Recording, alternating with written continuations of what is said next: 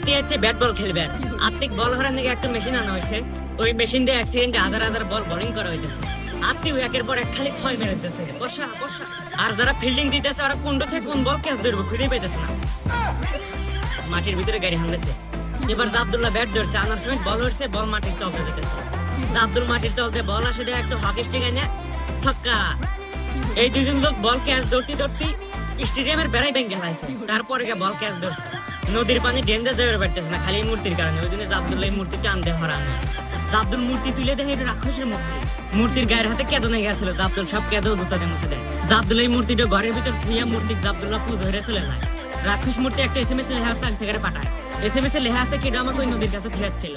রাক্ষসের ওই 2 স্যামসে 3 নাম্বার চোখ দিয়ে দেখতেছে একটা লোক ঘরে যাবা নিয়ে আসার সময় খুব জোরে বৃষ্টি নামছিল, তারপরে আমাদের বাড়ি তুলছিল। তারপরে এই লোক বাইরে যাওয়ার সময় রাস্তার সামনে দিয়ে পানি করতেছে, তারপরে এই বাড়িতে এসে খামটা তুলবেন না, সিঁড়ি বানায় নেয় কিন্তু তুলবে পারে না। তারপরে ওই লোক ঘরের ভিতরে এসে রাক্ষসের মূর্তিটা তুলে নিয়ে আসে, এক লাথি মেরে মূর্তি ফালা দেয়। এখন চলাচল করার জন্য সিঁড়ি তৈরি করা আছে।